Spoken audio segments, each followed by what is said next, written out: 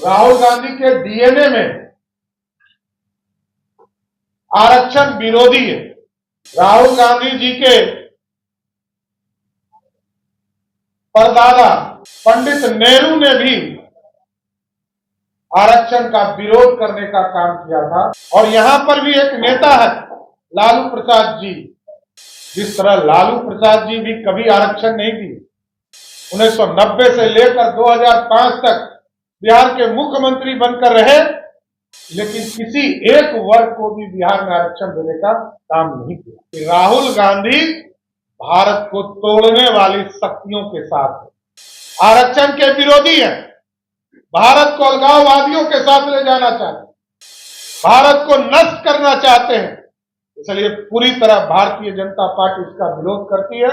जिस तरह विदेश में जाकर राहुल गांधी ने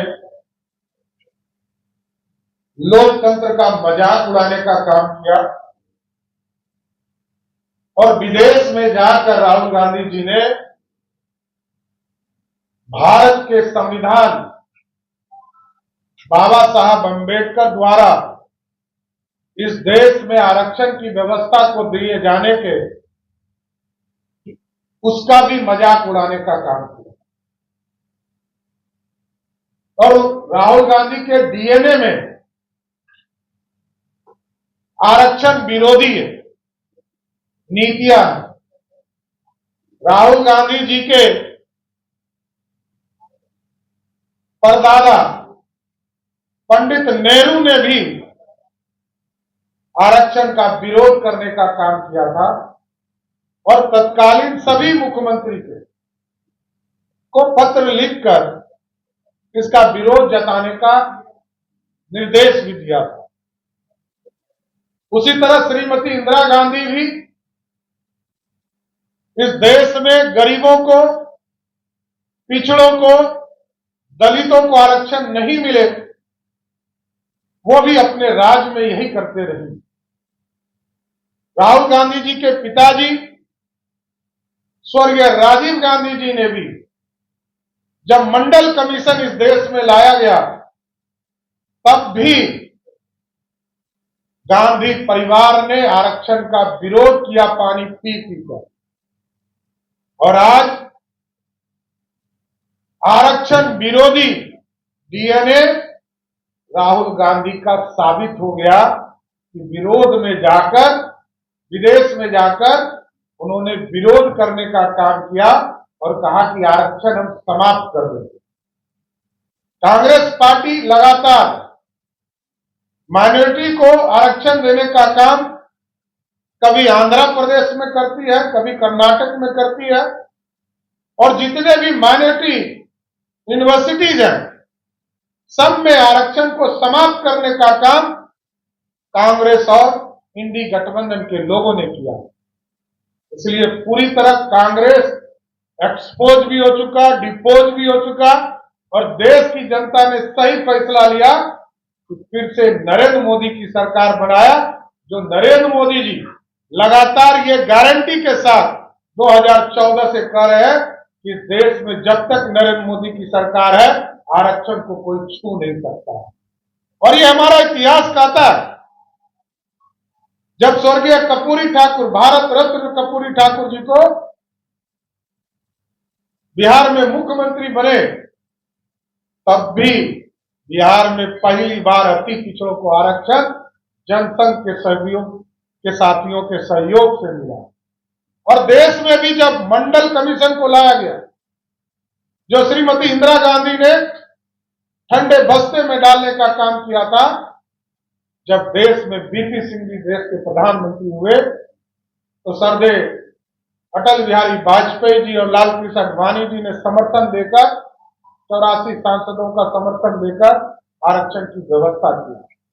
और यहां पर भी एक नेता है लालू प्रसाद जी, जो लगातार ये कहते रहते हैं आरक्षण के समर्थन में।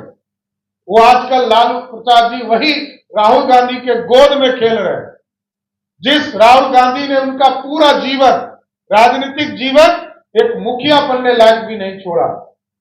और जिस तरह लालू प्रसाद जी भी कभी आरक्षण नहीं दिए, 1990 से लेकर 2005 तक बिहार के मुख्यमंत्री बनकर रहे, लेकिन किसी एक वर्ग को भी बिहार में आरक्षण देने का काम नहीं किया।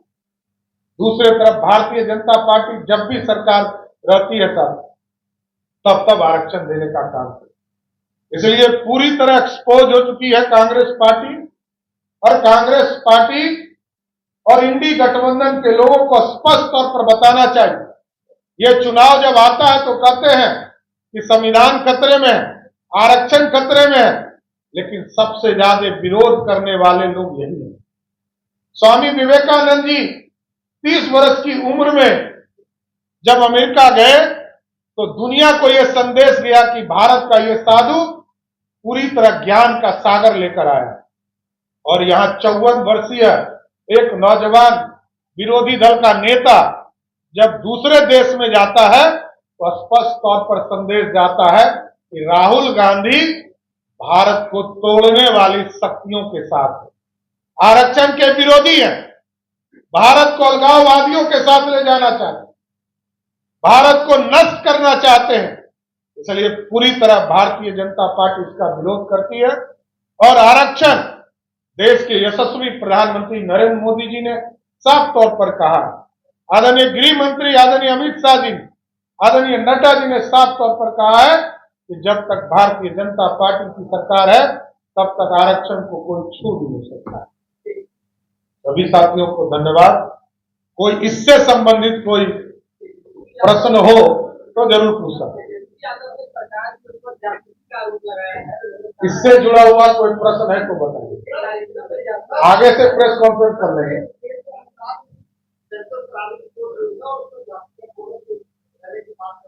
देखिए, भारतीय जनता पार्टी का बड़ा स्पष्ट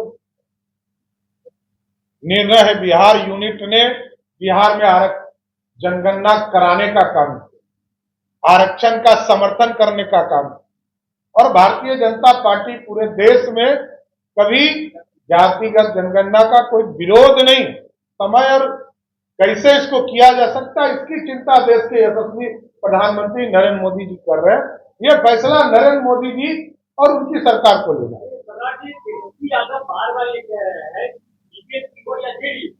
प्लेटफॉर्म पे क्यों नहीं आ रही है? हम तो पूछे आ रहे हैं कि जाति आधार पर जनगणना देश पे करा लिया जाए। देखिए, वो बेचारे राज्य के नेता और पिताजी के कृपा पर है। तो आदरणीय लालू प्रसाद जी ने जो फैसला किया बिहार में हुआ है, जनगणना हो चुका। बिहार में आदरणीय नीतीश कुमार जी के निर्देश पर बिहार में जातीय जनगणना हो चुका। इसमें करना क्या है? पार्लियामेंट के सदस्य को वहां आदरणीय मोदी जी से बात करनी चाहिए, और विरोधी दल के नेता को तो पहले से पता है कि बिहार में जातीय जनगणना हो चुका।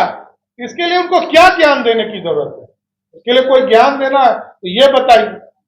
आदरणीय लालू प्रसाद जी ने यदि कोई सिखाने में गलती कर गई है तो हमको नहीं पता, लेकिन लालू प्रसाद जी के आग्रह पर, नीतीश जी के निर्देश पर, भाजपा का समर्थन से बिहार में जातीय जनगणना हो चुका है।